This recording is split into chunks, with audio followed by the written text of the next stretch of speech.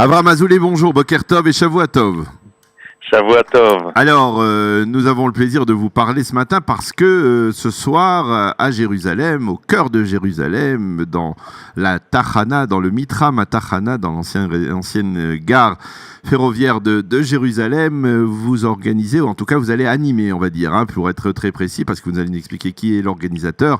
Vous allez animer un débat intéressant, un débat qui suscite beaucoup d'intérêt, puisqu'il va rassembler, on va dire, l'essentiel des candidats francophones dans les listes municipales pour la municipalité de Jérusalem, pour les élections du 30 octobre prochain. Alors, tout d'abord, on va rendre à César ce qui est à César. Qui a pris l'initiative de ce rassemblement, de ce débat? C'est une fille qui s'appelle Myriam. Je ne dirai pas son nom parce qu'elle ne veut pas qu'on sache exactement ce qu'elle fait. Elle a un rôle ailleurs, donc je ne vais pas le dire. Elle m'a proposé donc d'animer la soirée, de la communiquer. C'est ce que je fais avec un grand plaisir. Surtout que je trouve que dans la société israélienne, on a beaucoup de débats, de panels, de rencontres, et on le fait pas assez à la française comme le grand débat. Donc je vais animer avec le plus d'objectivité possible et en donnant à chacun son temps le débat des municipales à Jérusalem, parce que je pense que Jérusalem vraiment est au cœur de l'information en ce qui concerne les élections municipales, et il y a vraiment un grand point d'interrogation et pour une fois un vrai suspense. On ne sait vraiment pas qui va être le maire de Jérusalem pour les 5 prochaines années, et c'est en même temps très intéressant, et en même temps, on va en parler, le phénomène francophone est vraiment à souligner. Oui, alors justement, on va avant de parler du maire, parce que les élections pour la mairie, c'est une élection extrêmement convoitée. Il y a des sondages réguliers, mais il y a également, et la preuve c'est qu'il y a 5 participants à ce débat, il y a des francophones dans quasiment toutes les listes qui se présentent à la municipalité de Jérusalem. Alors expliquez-nous d'abord, détaillez-nous, vous pouvez nous détailler les candidats, leur place, leur placement et leur chance aussi? Alors, en ce qui concerne, on va dire, il y a 3 qui se présentent ou qui sont représentés par quelqu'un de francophone. On va dire Ofer Berkovitch est représenté par Dani Louz et aussi par Sabrina Moïse. Donc 2 dans sa liste, Dan étant numéro 5 et a toutes les chances d'être conseiller municipal. C'est vraiment une nouveauté, c'est important. Au niveau de chez Léon, c'est Joël Burstin qui est numéro 4 sur la liste et qui est vraiment mis en avant. On peut le voir dans tous les kenes, dans toutes les rencontres, dans toutes les publicités. C'est impressionnant comment on donne la place aux francophones, et on la connaît bien, Tamara Bissera, qui est aussi numéro 4 de chez Elkin. Elle sera présente? Elle ne sera pas présente, elle est à Paris, donc elle ne peut pas venir. Peut-être qu'ils vont envoyer un représentant, c'est pas encore sûr. À maintenant, là, on me dit encore que peut-être on va envoyer quelqu'un. Bon, ce serait dommage qu'elle soit pas présente parce que c'est important de savoir le programme de chacun.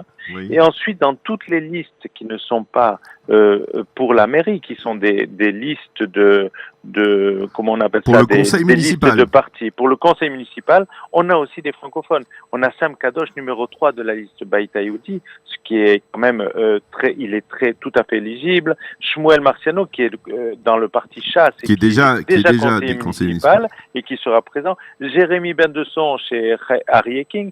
Je veux dire, chacun a son français, c'est simple.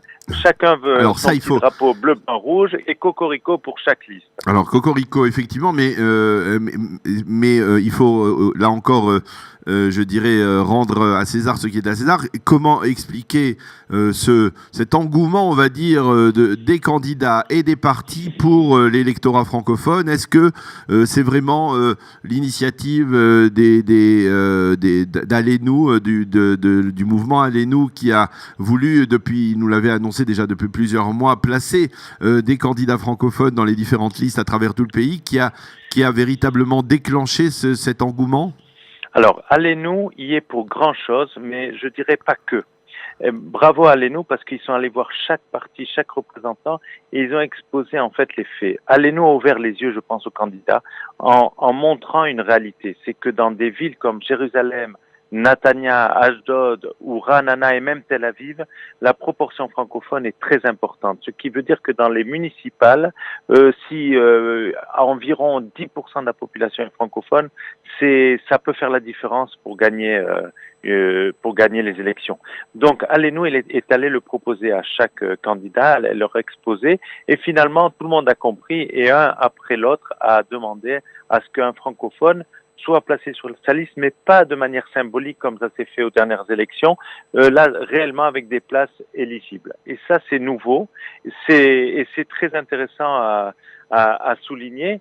Et je pense que d'un côté, chaque liste a un francophone. D'un autre côté, la force francophone est aussi divisée parce que finalement, chacun veut faire avancer son candidat. Et donc, et finalement, quelque part, vous ne craignez pas que justement cette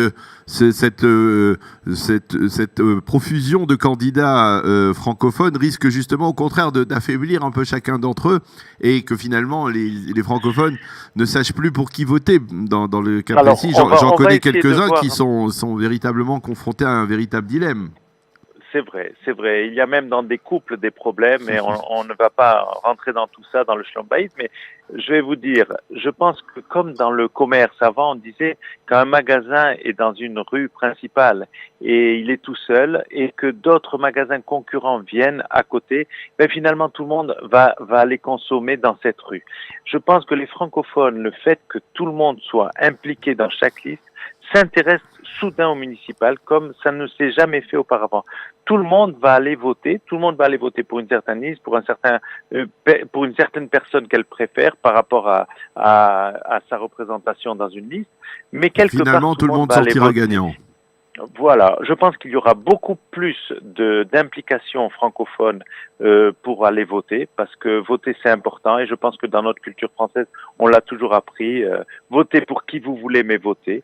Et le fait que ce soit des têtes connues, alors tout le monde va aller parce qu'il veut se rapprocher ou de la personne qu'il connaît ou bien sûr du programme de celui qu'il représente. Alors, vous avez choisi, enfin un lieu a été choisi pour ce débat, c'est le Mitra Matahana.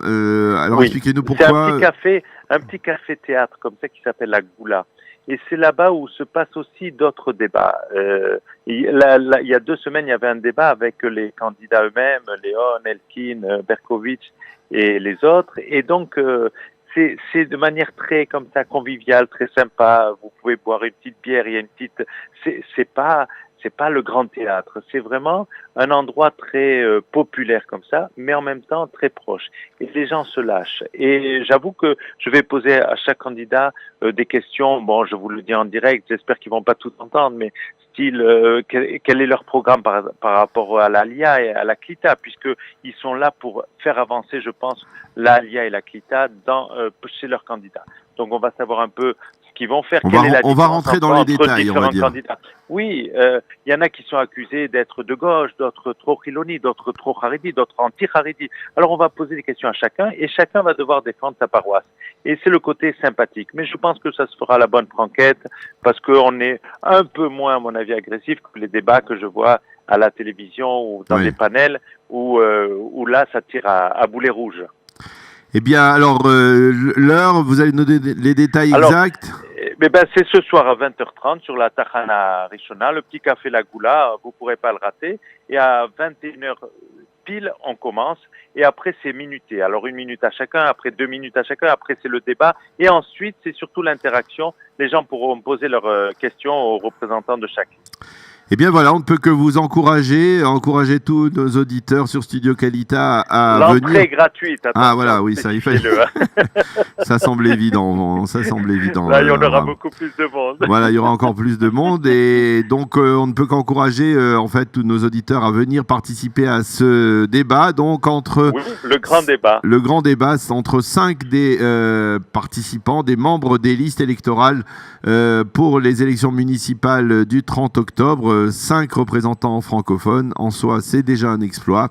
Merci Avram Azoulay d'avoir été avec nous ce matin et à ce soir. Merci à vous, Kalita. Voilà, shalom. J'espère vous voir ce soir. Voilà, nous aussi. Merci encore. Voilà, nous arrivons à la fin de cette heure d'actualité sur Studio Kalita. Il est 8h55. C'est la fin donc de cette heure d'actualité. Vous avez bien entendu la possibilité de suivre après nous les programmes de Cathy Choukroun qui vont suivre. Nous vous souhaitons de passer une agréable journée. Shavua Tov et à demain.